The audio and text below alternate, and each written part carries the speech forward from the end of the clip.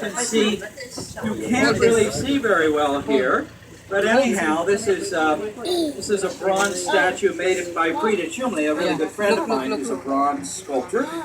Makes a lot of jewelry and things. And this is Marjorie Stoneman Douglas. I'm going to sit with Marjorie if you don't mind.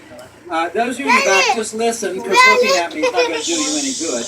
But Marjorie died at the, hi Marge. Marge died at the age of 109, about 10 years ago. Marjorie is why the Everglades is not now one large housing industrial complex. She was a wonderful writer. Her father was editor of the Miami Herald, and she became their first sort of garden editor. And she became fascinated with ecology in the 30s, which is pretty early to be interested in ecology. She wrote a little book called The Everglades, The River of Grass, and it became a bestseller. We have it in the bookstore here, and if you haven't read it, you really should. It's a great adult book, but then pass it on to a kid, because it's a wonderful way of making young people in very good writing aware of the importance of the wild world to our civilization as we continue to destroy it, to expand. I talked to Marjorie about 10, 12 months before she died at 109. And you can see she was almost blind. She's got very, very thick glasses here. This is Marjorie basically at 109. And she's wearing hearing aids, you can see. She was almost deaf. And when she realized who I was, she then, I'm like nobody, but I worked, loved to volunteer at Fairchild.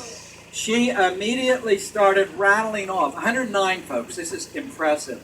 Marjorie started rattling off the names of U.S. senators and congressmen and state legislators who were still not behind one of her issues and who she still had to call at 109 and twist their arms to get their vote.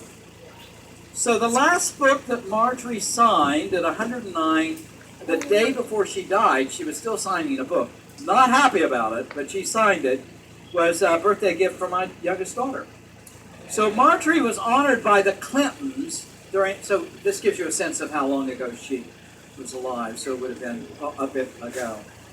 She was honored by the Clintons with the American Medal of Freedom, the highest honor that you give. And she was invited to come to the White House and sleep in the Lincoln bedroom. So afterwards, Marjorie was just amazed at how when you get inside the White House, you're at home. So if you want to get up and go downstairs to the East Room for hot chocolate or tea at night, you just go down, and those nice people have baked cookies and breads, and they had nut bread, and they had all this stuff that she could enjoy. And then she went back up to her room, and Bill Clinton was still up, so he gave her a tour. He said, Marjorie, you want to see the White House nobody else sees? And so she went on a tour of the White House with Bill Clinton. So not bad at 109. That's cool. And little people who get old can make a big, big difference in what happens in the world. All aboard.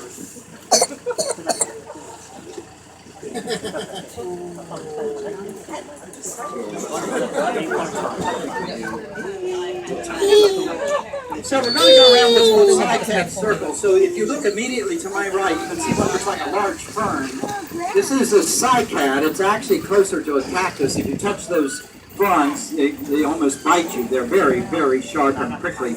But these are part of the largest collection of cycads in the world that we have here in the garden. Cycads are the oldest known existing plants. That one that I mentioned that looks like a fern is the oldest known plant in the world. Now, that plant's about 150, 60 years old, but it was brought here from another garden. But the fossil remains that we have from 250 million years ago are identical to the fronds of that cycad. And right there on your right is a ponytail tree. Looks like a big elephant foot or a pony foot.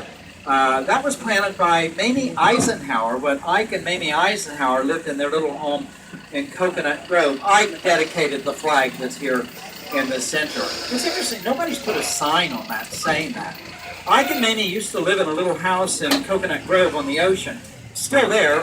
My children used to visit with the family. They were friends with the children in the family, and so I used to drop them off at parties. I've never been in the house. It was a beautiful coral rock, Florida pine, gingerbread house that apparently was the only place that Mike and Amy were able to go without servants and just enjoy each other's company. Somebody asked me about Dale Chihuly. We have a series of his cobalt blue herons here on the right in our water lily pond. On your left you can see some bird of paradise from South Africa.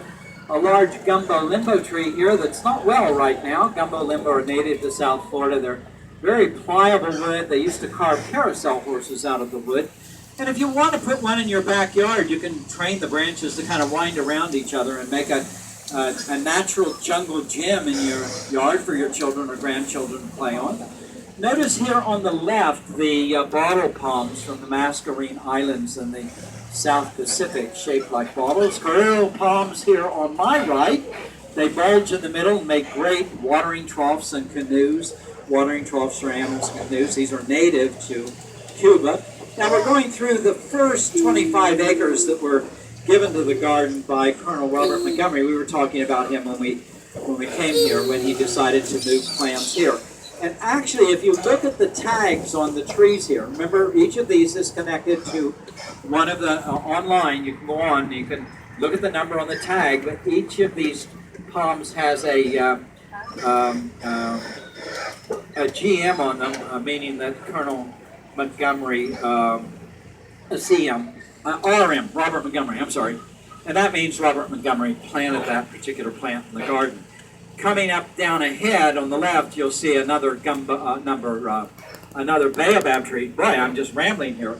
Another baobab tree that was planted by David Fairchild on the day the garden was opened in 1938. You can see it has not grown as rapidly as the baobab tree that we got out and looked at.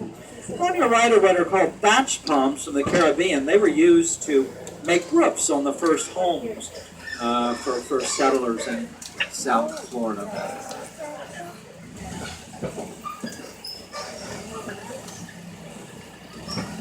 Coming up on our right is a series of palms. I see one of them looks like it's having a rough time. They've pruned the fronds back, so I don't know whether it's having health issues or not, but there are 25 palms here that are, as far as we know, the last of their kind. These are native to Haiti, where they've been destroyed by people who needed charcoal to create warmth and cook food. And so we're trying to get these plants old enough that they can reproduce and we can maybe help resettle them back into their homeland where they've been destroyed. Here on my left there are large concrete-like palm trunks of the Bailey palm with beautiful fan-shaped fronds. I don't think there's an international photographer with a portfolio that doesn't have at least one shot of the way these lights refract through the palm frond. And beginning on our right here, we have what are called our edible area where we're preserving plants. If you look down on the bottom, you can see aloe that is used to make sunburn medication. And other plants here, fruit trees, you'll see mango and papaya and apple and little gardens started by some school kids.